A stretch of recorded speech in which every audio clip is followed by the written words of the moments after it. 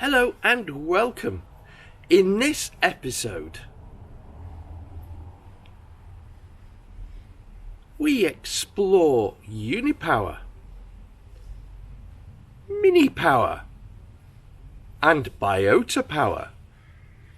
But first, a classic survivor. My name's Steve Hull, editor of TKC Mag and TotalKitcar.com. And this time, we look at one of my personal favourites, certainly in my top 10 of kit cars of all time, and I think it probably would be in many people listening to this. GTM Coupe doesn't really need any introduction. Mini-based two-seater, little Grand Tourer. One of the most respected mini-based kit cars of all time, and there's been lots of highly respected ones. Made famous really by GTM Cars, who had the project for 15 years, achieved the bulk of the sales, and in fact the car was so good, they named the company after it. But we need to go much further back than that. Let's start at the beginning, which is quite a natural thing to do. Right back at the start and how it came about. The project was actually originally called the Cox Grand Touring Mini, and it was the brainchild of a Cheshire Renault dealer, a chap called Bernard Cox, who ran a dealership and his company called Cox & Co, Manchester, in brackets. Let's not forget the brackets. And I think they were actually based in the suburb of Hazel Grove. As well as the dealership, they had a petrol station right across the road. And Cox's family had several business interests, including, and I don't know of it, but there was a department store, a famous one, posh one, in Wilmslow called Finnegan's, and his family owned that as well.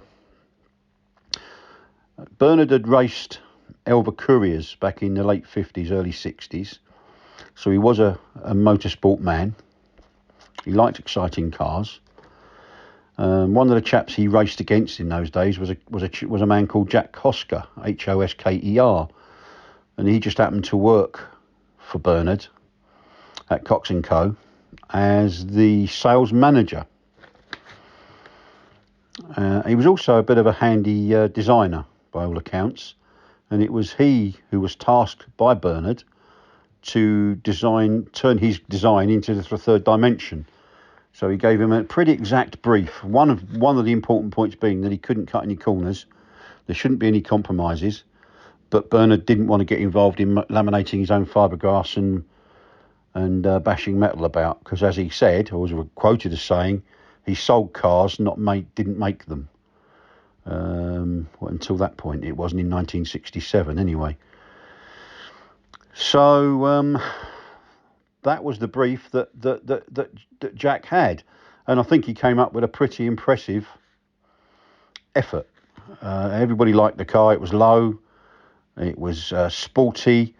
Another bullet point on the brief was that it had to handle a Mini, and it had to be mid-engined. And as well as being a road car, Bernard was very, very clear that it had to be able to be used on track too. Wasn't a racing car, wasn't intended as that, but had to be, if somebody chose to use it in motorsport, it had to be, as he is quoted as saying, able to be in contention rather than make up the numbers or be a back marker. He wasn't interested in that. So Jack locked himself away in the service bay of Bernard's petrol station over the road, and set himself up. I think it took him about 6 months to get the prototype built. I'm not sure if this is true, but apparently the chassis model was made from cornflake packets in scale form before he sized it up. It does hold, this one might be a bit controversial, but it does hold the accolade of being the first mid-engine kit car. Now, I hear, Steve-O, surely you're mistaken. Surely it was the Lotus Europa. Well, that is strictly true, actually. The Lotus predated it by about 6 months in 1966, but we mustn't forget The original intention for the Europa was that it was the car for Europe. Wasn't available in kit form for the 3 years it was only sold in Europe, not in the UK. And it was when it was launched in the UK, it became available in kit. Now I know kit and Lotus owners don't always like that word, but it still required a good weekend's work with a toolkit to get the thing working. What a great car the Europa was as well, by the way. We'll talk about that in a later episode, I think, definitely. Lotus could well feature in this series quite heavily. Anyway, I digress. So it was a good start. So I think the problems they had, there were some initial problems that Cox and Hosker had, because Bernard was adamant he didn't want to make his own fiberglass and weld up his own chassis. They relied on outside companies. Usually that's a good thing because quality can be controlled a lot easier and is less expensive, I suppose. But of course, back in those days, and the fact they weren't used to engineering practices, I'm not sure they used the right company. So quality was said to be iffy at times on those early cars.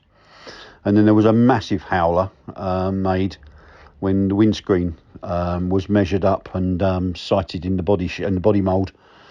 Someone, believed probably to be Hosker, measured up incorrectly. So the windscreens were too big for the aperture. So what happened was, again, on the early cars before the mould was modified, every time those cars hit bumps and stuff and potholes in the road, they would crack, and that caused a lot of tears at bedtime. Of course, Bernard blamed Tudor Glass down on the Isle of Sheppey in Queenborough, which incidentally, I'd like to inject little facts in, was later owned by Pilkington, and it was their specialist division, and they were the people that made. Well, that's where the majority of Kitcar glass was produced over a 30-year period, and run by a brilliant bloke called Peter Swan, a more knowledgeable and helpful chap you couldn't wish to meet. He helped a lot of Kitcar owners out over the years, did Peter. I think he's retired now, and indeed the site's closed. Hope he's well.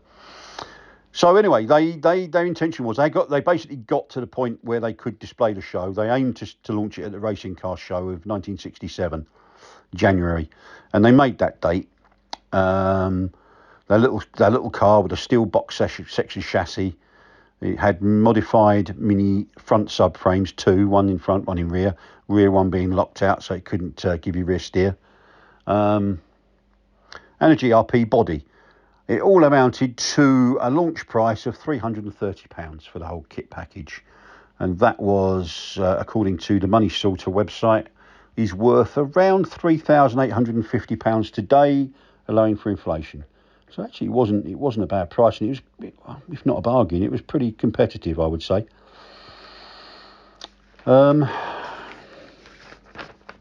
They took some orders there. They did very well.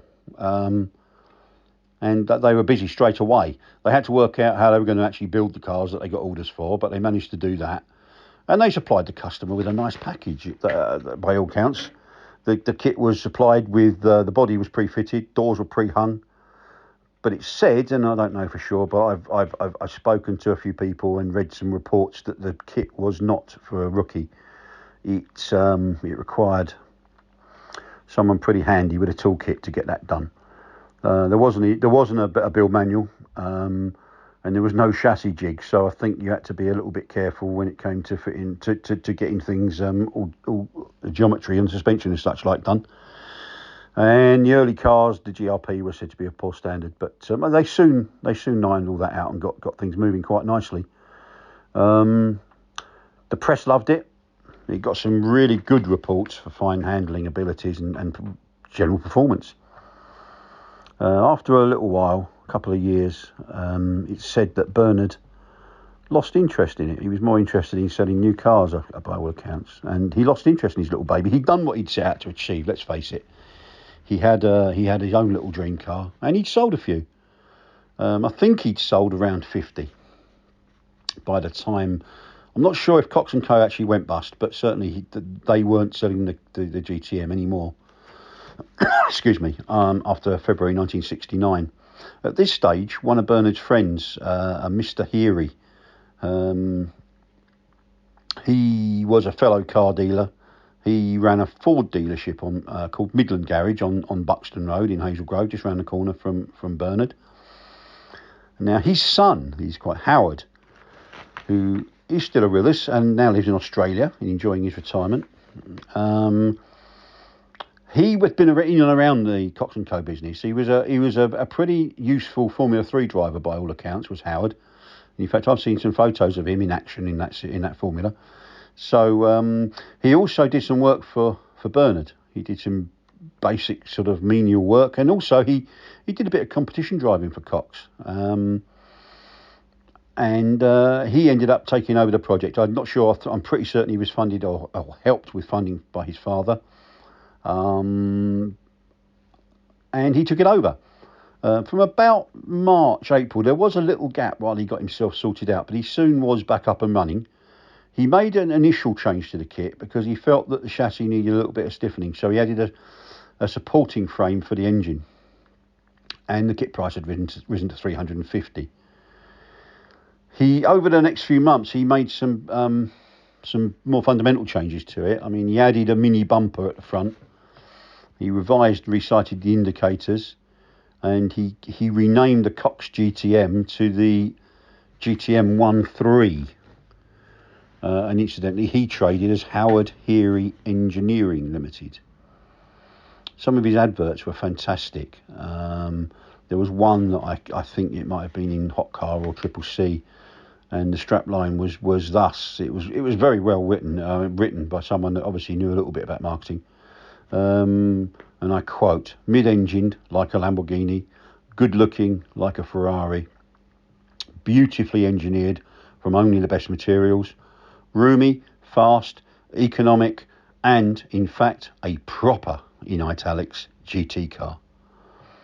So Howard was going for it. He got a nice little bit of publicity from Cars and Car Conversions magazine, who built one to Group 6 race specification in 1970. And that, again, Triple C was pretty big potatoes in those days, sold a lot of copies and was quite influential to the modifying kit and motorsport scene. So that did him no harm at all. 1981, Howard came up with a more fundamental restyle. He incorporated the mini front bumper into the car, into the mould. And I think a lot of these changes and revisions were done by a quite famous engineer designer in the automotive scene, primarily at Standard Triumph, and his name was Alex Dick.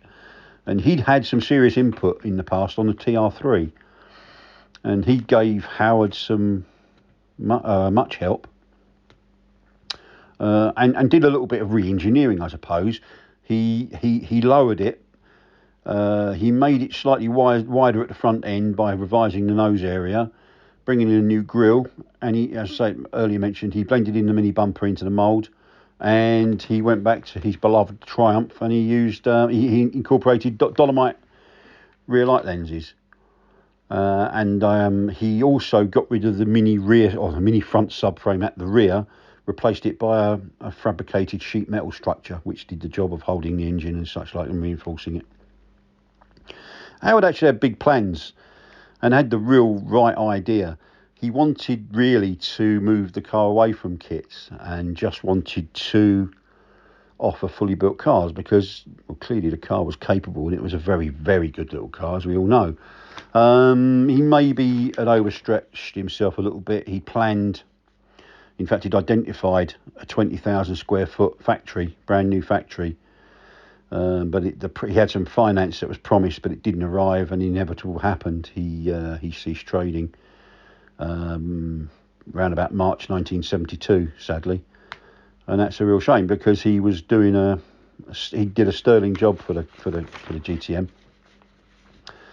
By the time he was done, he'd probably added 70 to Cox's 55, so sales weren't too bad. Then we have a sketchy period in the car's history from 72 till about 1980. Taking over from Howard was one of his glass fibre suppliers, a company called HE glass fibre. For some reason they hyphenated glass fibre and they spelt fibre Fiber, which always struck me as slightly odd. But they were based in Hartlepool.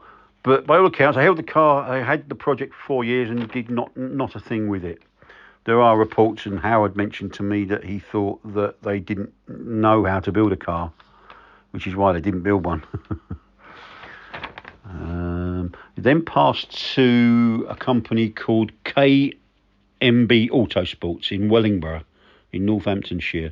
They of course, they in turn had another 4 year period with the car, acquiring it from HE when they got rid of it. Man behind it there was called Mike Smith, and he was Autosports. They were basically KMB Autosports. They were supplying motorsport parts and go faster bits and bobs, and did it. And even though I don't believe they produced a kit or made a car available, they did at least have a go at supplying owners with spare parts and such like. And indeed, this is where we come to the most important period of the car's history. The late Peter Beck is reported, or he told me actually, he visited K&B one day, trying in vain to buy some spares for his own coupe that he owned. I think it was in vain actually. He couldn't get what he needed, but he was sufficiently impressed by the car that he'd acquired that he ended up buying the project with his friends Paddy Fitch and Douglas Cowper, although the latter should always be recorded in dispatches, but didn't hang around for long. And they named their company, Paddy and Peter, they named it GTM Cars. Over the next 15 years, they were a fantastic company anyway. I mean, they produced beautifully engineered cars. Everything was first class. The packages they offered were brilliant. Gave people reasons to buy. Gave people great backup and support. And they probably, bit of a guesstimate, they could have sold 600 of those little cars. And they got rid of it in 1995, mainly because they just got involved with the GTM Rossa that Richard Oakes had designed for them. And Paddy told me one day they physically couldn't service two models in the way that they wished to. So something had to give. And a lovely man, he's now no longer with us either, Peter Leslie came along. Primo Designs, his company was called. But just before we leave GTM Cars, they did a lot of revisions to that car and brought it bang up to date for its time. They added a bigger front spoiler. They widened the rear arches to give it a more beefier, aggressive stance. They incorporated into the rear end a GRP bumper rather than a separate item that it had before. And they also changed the light lenses, although they remain unidentified from my point of view. I don't know what they were. They also added a sunroof, Leyland door handles, and they changed the interior, updated the interior nicely, and did a great job. Peter Leslie, people were saying at the time that the car had probably run out of puff and it had probably seen its best days, which undoubtedly it probably had, but it was still, come the mid-90s, it was still a viable proposition. Let's not forget, 1998 was when SVA, now IVA of course, it'd been mooted for a couple of years, and a lot of people panicked about cars being able to achieve compliancy for SVA, which was seen as a big bad ogre for the industry. But actually wasn't, and most people got the cars they wanted to be kits to be compliant with SVA, which was no problem. It was always thought that due to its height and the headlight positioning, the GTM Coupe couldn't be made compliant, but it was. Peter actually proved everybody wrong. He made several changes in the name of compliance for SVA, including he moved the headlights back and slightly resighted them. He moved them back by 3 inches. Sold a few kits, did all that work, bringing it up to date and making it SVA compliant, I should say, excuse me. but I don't think he sold many kits. He might have got involved with selling some parts, but sadly Peter became ill and died early into the new millennium. Very shame. He's such a lovely man, Peter. Always nice to spend time with him, and a very kind soul. Loved talking to him. And he always didn't know how really how to take a compliment, because I used to, and me and other colleagues used to say, you've done all the hard work. It's a great car. The package is all there. People will still want it. Certainly now it's SVA compliant. Get it marketed, do a few shows, but he's always unsure. But we did our best, because he did a great job. It lay dormant for a while with Peter's family after his passing. For about 14 years, maybe 15 years. And then Derek Hambley enters the scene. Now, Derek was one of the very first. He was on the grid, the first grid of Dave Bradley's 750 Motor Club Kitcar Challenge series, sponsored by a magazine that I used to work for, Kitcars and Specials. And there's pictures of Derek on the grid and in action on that first season, and he raced his GTM, a nice little car, a fiendishly quick little car, and so therefore he's always had an affinity with the marque. And so he came along in 2015, bought the car. Now people made the mistake of saying he'd bought the Cox GTM, the GTM Coupe. He hadn't. What he'd actually bought was the Primo Coupe. Now, the Primo Coupe was the revised car by Peter Leslie. Still looks like a GTM, for all intents and purposes, is a GTM. But he's keen and still keen to point out that his car is actually the Hambley Coupe. It isn't a continuation of the Cox stroke GTM car. It's a continuation of Peter Leslie's Primo Coupe.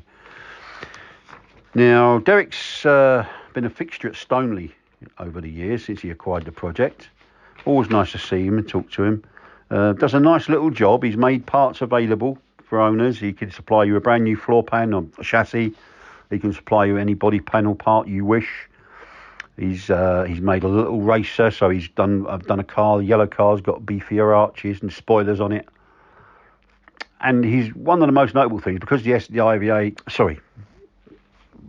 series engine is getting slightly sought after and quite scarce. And if you want to tune one, is, let's face it, quite expensive, to say the least. Peter's looked at, and in fact he's installed it in one of his cars and other cars, the Ford Zetec Sigma SE engine, which works beautifully in the back of a GTM, Hambley. And he's also incorporated the ID5 gearbox to go along with that. And there's another option, if somebody wants a little bit more power, the Fiesta ST150 is an ideal choice. Same engine, basically, same block, and that goes in nicely. So that's where we are today. Probably sales of about, standing on tiptoes, taking a big deep breath, puffing our cheeks out, maybe 730 of them sold over the years. As I said earlier, the bulk of them were Paddy and Peter's. Incidentally, Peter passed away in the late 90s. He died very suddenly, which was a big shock, and that's a great shame. GTM, of course, went their own way as well. Let's just round up what happened with GTM. After Peter's death, Paddy carried on for several years. But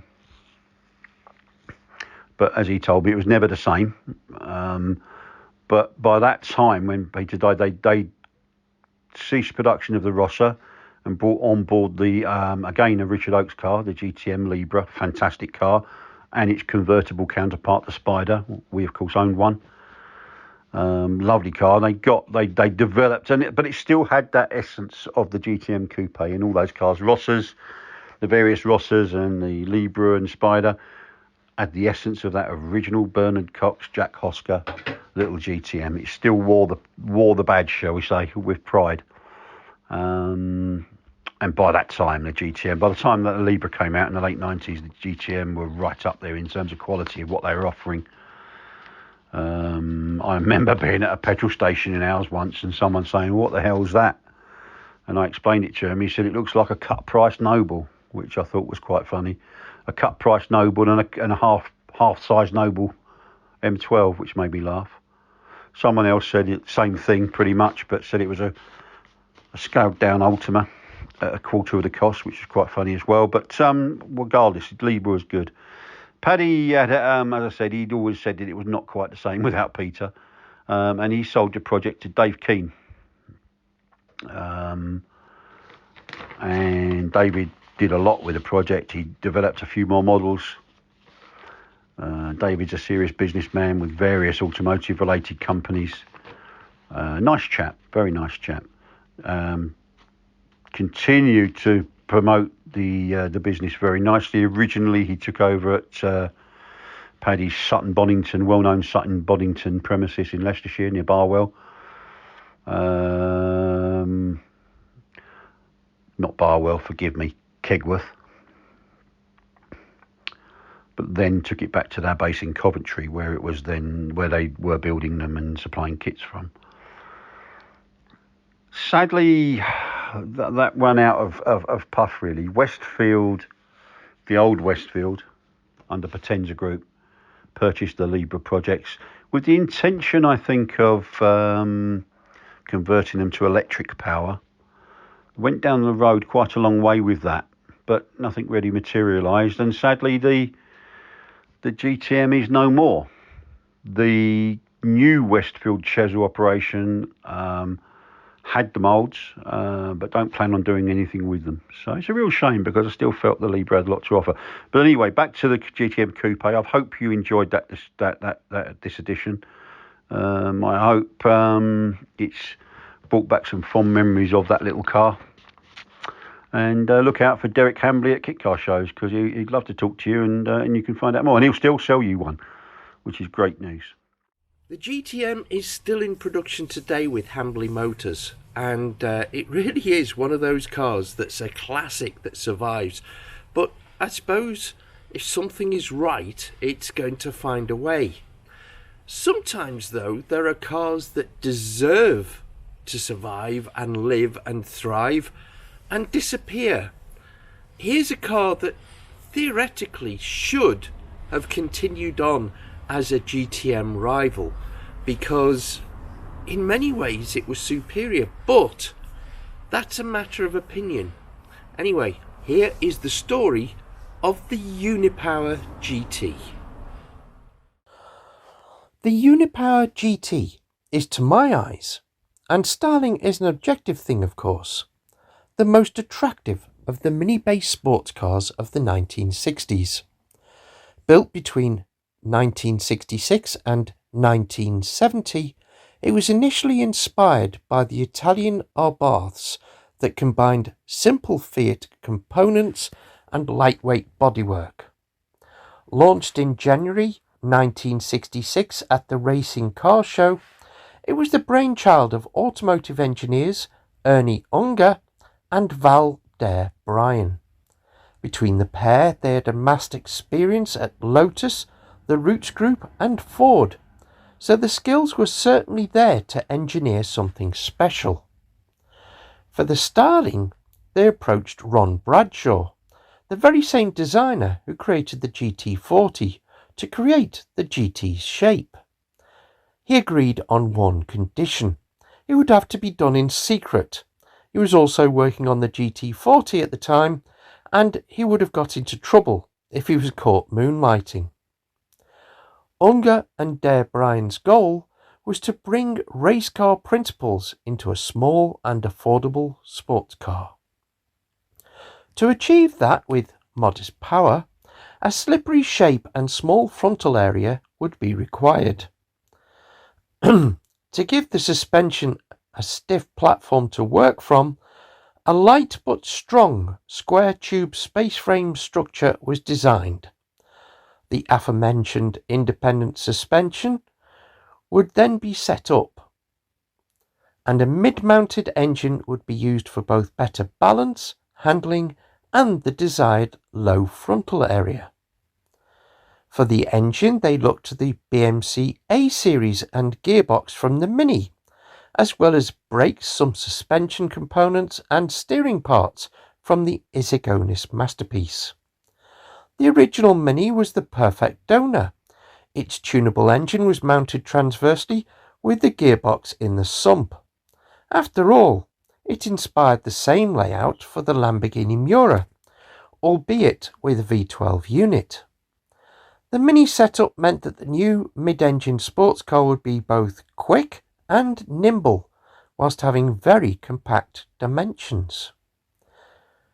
However, in all, only 73 examples were ever built. It's a rare car, but it's still revered amongst enthusiasts in the know. So let's look a little bit deeper into what made this car so special. What they ended up with after Bradshaw put pen to paper for them was an elegant, well-balanced performance car for the road. The front end was low and narrow with fixed round headlamps within the smooth, sleek wings. The dash windscreen rose up from this attractive bonnet like that of the contemporary Lotus Europa. But the high rear deck, to my eyes, is more successful than the Lotus. Those rear haunches remind one somewhat of the Ford Mustang Fastback made famous in the Bullitt.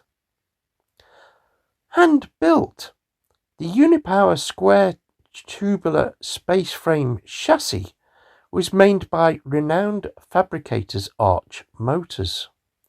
The GRP bodywork was then bonded directly to it to increase stiffness, and the car was renowned for its rigidity. Thanks to all this careful design and diminutive size, it managed incredible lightness, weighing in at a whisker over 500 kilos.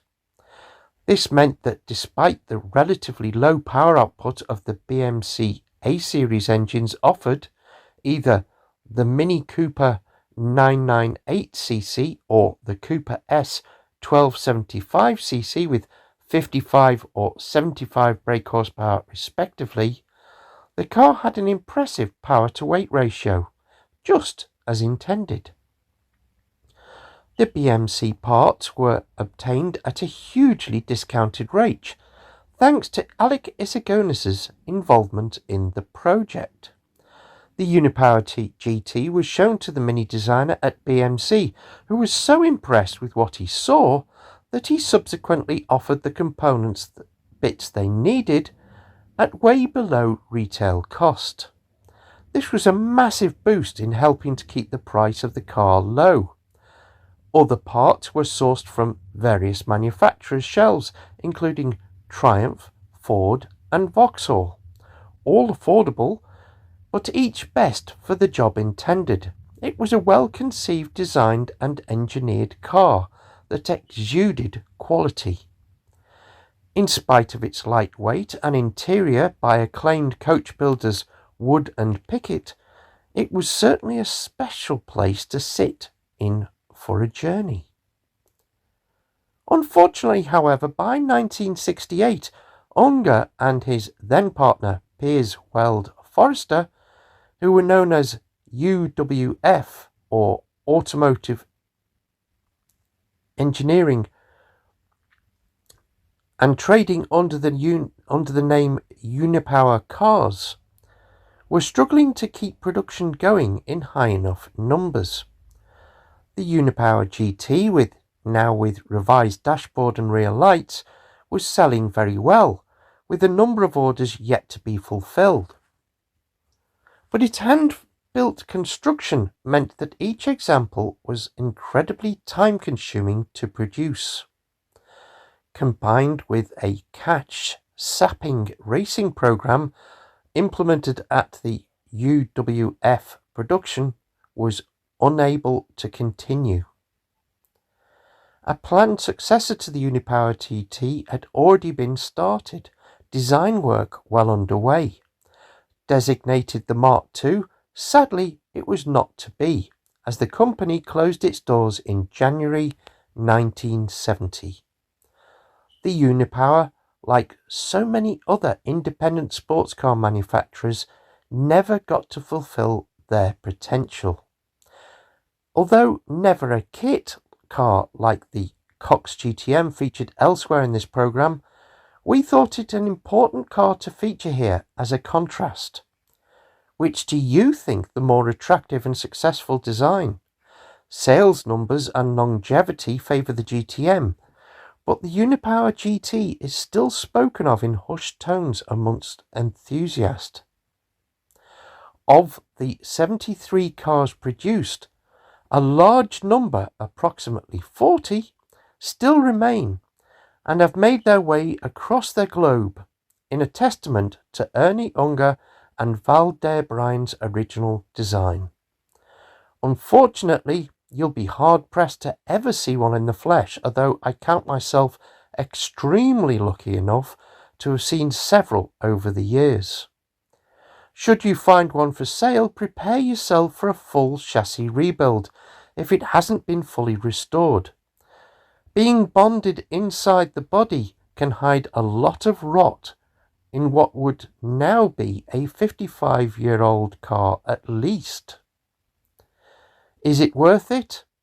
Definitely, due to its scarcity alone, but also because it is such a beautiful and fine handling machine. Moving on from the Unipower to another car that did even less sales and in many ways had the recipe and the design that should have led to hundreds if not thousands of sales. This is the Minipower. The status symbol, later renamed the Minipower, was a mid-engined mini-based kit car designed by Brian Luff, who had been a well-regarded engineer at Lotus.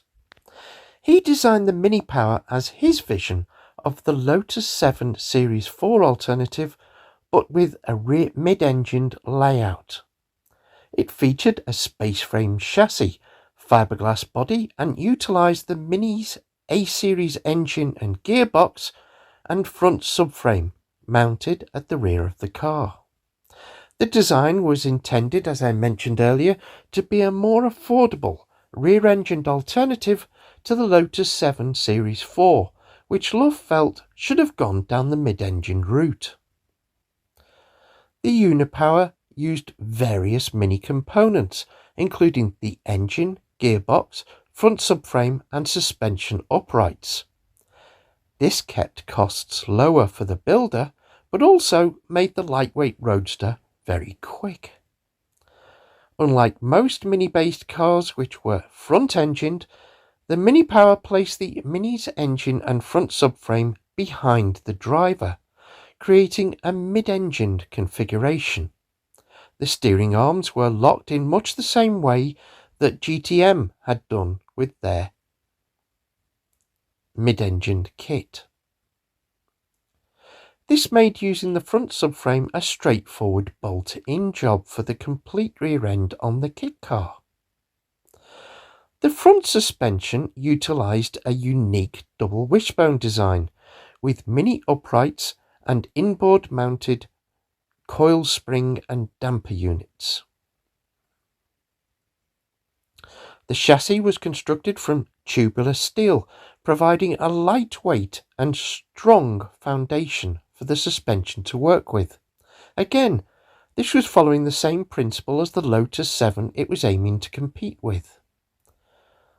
The bodywork was made of GRP, offering a lightweight and rust-resistant exterior. Again, this made perfect sense, keeping both weight and costs down.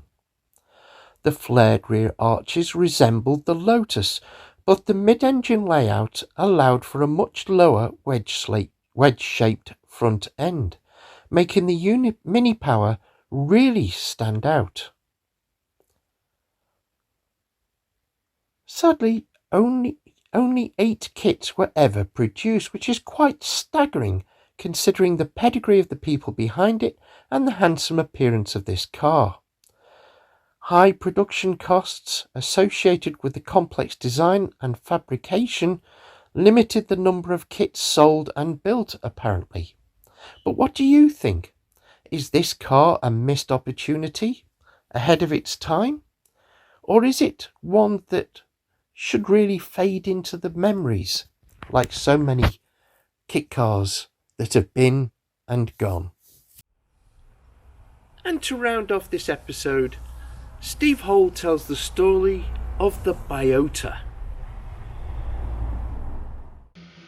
I'm the editor of TKC Mag and TotalKitcar.com, and in this little series we look at the wonderfully colourful past of the UK's kit car industry, celebrating 75 years in existence, I think, in 2024, which is absolutely brilliant milestone. If you're new around here, then welcome. If you're old hands and you're regulars, then welcome back. I will just briefly stop, just in case.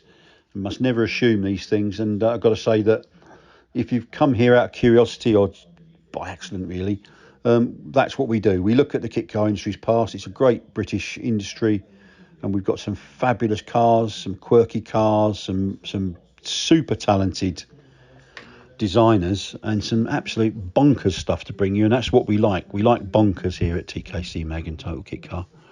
So stay tuned, and if you come back, we do these every week actually. So if you're sure to find something, I hope, that you like. And this one's the one today. This episode is looking at a mini-based kit car, which should appeal to quite a few, because I think there's lots of interest and love for the Mini. Anyway, without further ado, now this one, we could make this very long. I don't need to make them long, these, because I think where we go with 15 minutes, 20 minutes, I think is pretty maximum. So I'm gonna skate through this one, but rest assured, you should see some beautiful photographs from our archive. Absolutely beautiful. I make no excuses or apology, indeed. Excuse me, I do make apology for that cough. For the fact that we wheel out these photos from our archive. If some of these were seen, it wouldn't have been for sort of 40, 50 years. And I suspect that quite a few of these photos you see here with this video have never been seen. And some are delightful. I mean, the one with John sitting, a fresh-faced John proudly sitting in his Biota in front of that petrol station, is just beautiful, as is the one at the car's official launch at this Auto Speed show in 1968. Just fantastic. Anyway, I'm going to scoot through this one because I don't want it to be drawn out. So, brainchild of the car. Sorry, start again. The Biota was the brainchild of a mining engineer called John Houghton, a really talented guy, motorsport fan. And he sort of first saw it, I suppose, was unveiled in 1968. So he was working on it in 66, 67. John was based at the time in a suburb of Rotherham called Thurcroft, and he worked from a shed behind his house part time after he got home from his work as an engineer. And the house is called Avalon, which is a great name. He'd had motorsport experience. He raced under the Black Lawnmower Racing banner, and he had back in those days, if kit car manufacturers had a sort of a secondary sideline, they either made go-karts, powered carts, of course, much like Elva and Derek Buckler had done, or they got involved in this newfangled form of motorsport that had come across from the US, called midget racing, which was small sort of GP type cars on the shale of the short ovals, and it was quite popular here for a time. And John was one of the manufacturers who got involved in that, and he also was a fan of the drag strip, and so he used to drag race a car called the Black Caramba. I don't know what Caramba meant in relation to John, but Caramba, and he'd regularly be seen at Elvington and York Raceway on the quarter mile. Now, I guess he also could be described as being, I've said this before, and I've written this many, many times before over the years, I think we lost a lot of potentially great cars in the kit car industry for the plain fact that the people designing them or creating them were were engineers first and foremost, and they didn't really do sales very well, and some of them, trust me, didn't do people very well at all, really. And I think the Biota suffered from that to a certain extent, because its looks were pretty questionable, I suppose, for many, but there can be no doubt that it really did work. I mean, it's mini mechanicals sort of that, really. The chassis was a work of art that really worked. It was 700mm shorter in the wheelbase than a Mini, wheel at each corner, and it handled beautifully.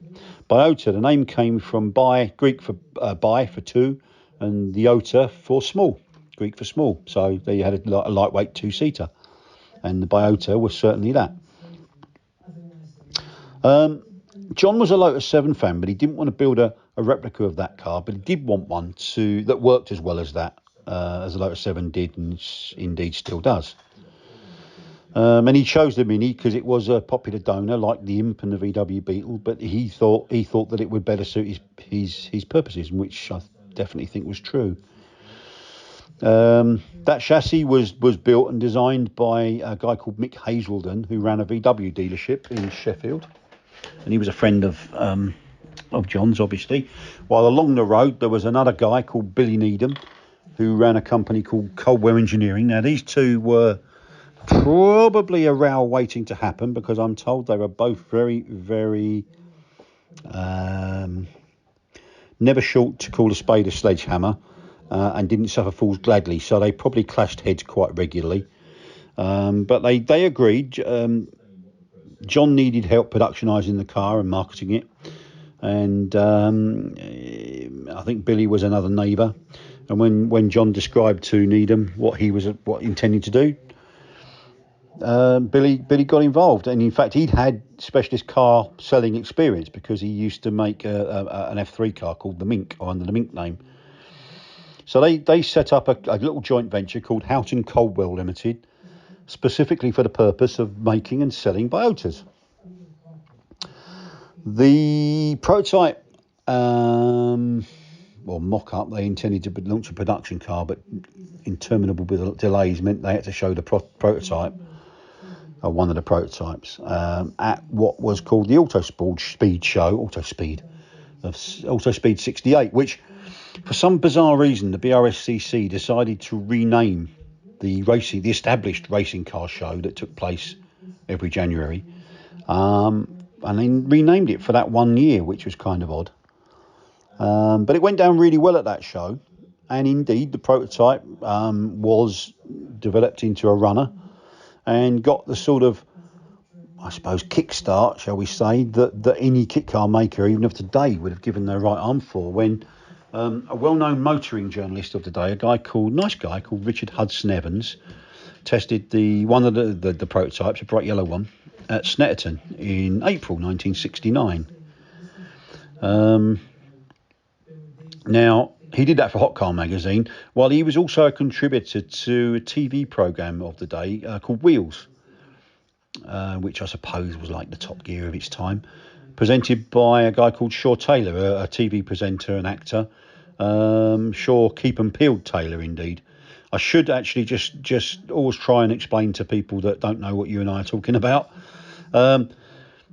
Certainly if you're under 50, you probably wouldn't know that Shaw Taylor was really famous for a 5-minute programme called Police 5, which, as the name suggests, and he kind of syndicated that for all the what was the ITV TV company. They had regional stations around the UK, and he syndicated that. So each of those TV stations got their own bespoke one, and what it was, he highlighted the miscreants that had, I don't know, burglars and God knows what else, and robbers that had committed felonies in a particular area, and he was asking for the public's help. Have you seen them? And phone this number if you have. It was an interesting little programme. Got results, I believe. But the reason he was called Shaw Keep and Peeled Taylor was because at the end of each show he'd sign off with Keep and Peeled. Simple as that. But anyway, that's that aside. But so Hudson Evans got that magazine into Hot Car. Got that car into Hot Car magazine, I should say. Excuse me. been a long day. And he got a little segment on wheels on TV, so it got some real publicity on top of its launch at the Auto Speed. Peter Jackson's Specialised Mouldings were entrusted with the production of the 20-piece GRP mould and body panel moulds and the body panels. And Hudson Evans raved about the car. He thought its cornering ability was great, handling was superb, but he didn't much like. It was an upside down gear lever that kind of grew out the dashboard. Houghton was very strong in terms of his support of it, but it had a kind of a sideways H pattern, which I think caught the unwary out, because it was an H pattern, but it was on its side, so to speak. So that would catch people out, definitely. And again, I suppose it was as hard to work out as a Citroen 2CV is for me these days, even now. But there you go. He also came up with what was an option, actually. People often think it was the standard fit, but it wasn't. It was an optional thing. And that was for want of a better description, it was like a stirrup type combined brake and accelerator pedal in one. Your heel stopped it and your toe made it go. Again, Houghton thought it was the next best thing and it was going to take on the world, but it didn't really. But it was an option, and Hudson Evans didn't like that. He really didn't like that. And again, if you didn't want which was standard, that hockey style sideways H gear lever, you could have a standard one from a Mini 1275 Cooper S. Kit packages were announced, and you could supply all sorts of kits, right up to a full kit, which included everything you could possibly want. That full kit included Mark II Mini 998cc engine with the high and a dry cone type suspension rather than the hydroelastic type affair. Anyway, soon after the show, the inevitable happened. Needham and Houghton had locked horns too many times, I think, and they went their separate ways, and Houghton Coldwell was dissolved. And it was again attributed to Billy Needham. He was said to have told someone many years later that he didn't even like the Biota and he didn't believe in it, and he and John didn't get on, and that's kind of why he went. But he was busy. His next project of his own was called the Coldwell GT, and it was a mini-based Group 6 giant killer in motorsport. So he was very busy with that and preoccupied with that, and why wouldn't he be, really? But John pressed on. He wasn't to be deterred, and he set up Houghton Developments, and he concentrated on fully built cars and lightweight racers. Took on 6 staff. He moved to Dinnington, which is in South Yorkshire, I think. And he took on a guy called Stuart Smith, who, while John was away doing mining stuff, ran the company on a day-to-day business. Was said to be a nice chap and very sort of positive about the projects. The lightweight bodywork by Specialised Mouldings was said to be sensational and had a visible weave, much like a carbon fibre does today. There was talk actually of John doing a Lotus 7 type car called the Biota Clubman, but that didn't come to anything. Now, I do believe, once again, John fell out with a business associate, and he and Smith were said to be always arguing. And then it became so bad for them that those two split into two. John kept Houghton Developments, and he concentrated on fully built stuff, and just getting lightweight racers built, really. Whereas Smith ran the sister operation called Biota Products, which sold Biota kits, intriguingly, and other related bits and bobs of a go-faster nature. Incidentally, while they were waiting between that time when they launched the prototype to getting it ready for production, John wanted to keep his company going and his staff retained. So they turned their hands to all sorts of things made out of GRP, ponds, baths, nice line in flower pots, I believe, and that really kept them going. Incidentally, if you wanted, for some reason, a complete kit, even though Biota Products, Smith's arm of the company, supplied those. If you wanted a complete kit, you got that from John Houghton. But I suppose it was a complete car, albeit in component form. So I suppose you could argue that one away. Another line that Smith's company did, they came up with a front and rear end for a Mini, which a lot of companies did. They did fronts and rears. 50. I'm told this is reliable. 50 Mini fronts were sold, alternative fronts, and 10 alternative rears found homes. John carried on, meanwhile, developing the car, but he was also doing other stuff, which might explain why there was such a gap between the prototype appearing in '68 and the production car not really showing itself until 1970.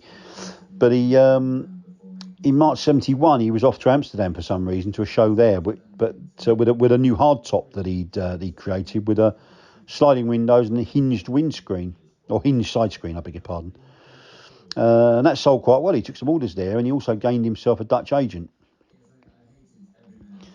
I think John also was a perfectionist, and he would never sign anything off until he'd changed it 10 times, but it was to his satisfaction. So I think that didn't help him in many ways. And it really was a very good car. So much so, I mean, if truth is needed of that, a guy called Chris Seaman was a good racer. Now he hill climbed a Biota in the BARC's Hill Climb Championship, which I think at that time was centred around Harewood near Leeds, and he won the championship in 1972. And sharing the same car, coming in third place in that championship, was dear old John. So, if anything, sort of, you can question the looks, but I think you don't really, if the car's a dud, you wouldn't win a competitive or finishing 2 cars in the top 3 of a competitive championship like that. So I think that kind of confirms it. Late 1972, John had created a Mark II version, which was 6 inches wider, which meant it had much more room in the cockpit, even though the wheelbase remained the same. And also the very simple type stretched covers, sort of cover seats, had been replaced by bespoke, what I've seen described as clam seats for the Mark II. He'd also changed the rear suspension, which kind of was sort of described as a Dion type arrangement, which is said to have improved things even further, really. There was an estate version mooted, dubbed the CA, the Biota CA. Excuse me, I don't know what that stood for, the CA, but that never actually got off the drawing board, I don't think. And while he was at it, he came up with another car, and again, I suppose this all sort of held up the development of, or sort of productionising of the Biota. He came up with a thing called the Mod, I guess in answer to the Moke, because it was similar to in sort of styling, sort of, to the Moke. Based on a Biota chassis and mini mechanicals, which are proven and obviously work well. And in the TKC Mag archive, we've got the original blueprints for that car, and a beautiful handwritten letter from John Houghton to then hot car editor Tony Bostock, intended to sort of announce its official launch at the Specialist Sports Car Show in January 1970. And he explained the concept in quite lurid detail to Bostock, and says that he envisaged the design to give the customer the ability to choose between 2, 4 and 6 seat configurations, and they could have soft or hard top, and if they wished a pickup version, fold flat windscreen. But the mod's real piece de la resistance was that it had, and I'm not making this up, I really am not, it had a built-in buoyancy cell fitted at the rear of the chassis behind the seats, where there were 2 little paddles also stowed away, which I guess definitely made it an amphibious vehicle. And I really didn't make that last piece up, although sadly, ultimately, the mod idea didn't seem to float. pun intended. I've got the programme for the Specialist Sports Car Show of 1970, and I can see no evidence of that car. It's not listed in the exhibitors anyway, on the running order for the exhibitors. So I don't know if it turned up late or what, or it didn't appear. But no more was heard of that really. However, the Biota operations, the two of them, sort of staggered on until 1976, which is probably later than people think really. Only curtailed when John Houghton emigrated to Argentina, of all places. But I think he's now, these days, living in retirement back in the UK. And I hope he's doing well.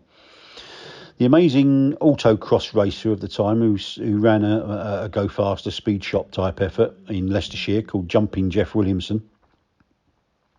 Jumping because his autocrosser was always taking off over jumps and such like. He had the project for a couple of years before that it sort of went off to the kit car yard in the sky. I've got pretty reliable sales figures from people that would know, and apparently 34 Mark 1s and 6 Mark 2s were produced, and that's it really. There's a thanks to a guy called Dr. Mark Geach at 60s Racing for his invaluable assistance with our Biota pieces that we've done for the mag, and indeed here. And Mark actually owns one of those prototypes, so he knows what he's talking about as far as Biota is concerned. And he, of course, is a huge fan of it. And I think if you look below that, the skin, I think there's no doubts, and clearly its performance in the BARC's Hill Climb Championship would prove it. It worked beautifully, even if you didn't much like the styling. But anyway, I hope you've enjoyed that episode. Definitely a child of its time, something that we're delighted to have brought you. Keep your suggestions coming in, your requests. We'll try our best to get round to them. But as I said from when we came in, this is a massively wide subject matter we're aiming at, so we'll just do our best to bring you what you'd like to listen to. And once again, thank you very much. If you haven't already, if you could subscribe, it really help us out, and also if you hit the like button, that helps us out. Thank you for watching, and if you've watched this far, hopefully you're enjoying the series. Why not give us a thumbs up to tell people like us that there's something here that they'll like? Even better, hit the subscribe and click on all, and you'll be told when something is about to be launched. Next week we plan to do a live, which is a first for us, but we thought we'd give it a try, and the discussion will be on the current state of Jaguar. So tune in and give us your opinions when we do the live. Be very good to hear from the community, your opinions, and I will give the information that I've managed to glean from people that I know at Jaguar, and also from looking at the wider community and conversations I've had. So it'd be interesting to hear what you've got to say as well. That will be next Friday at 6:30.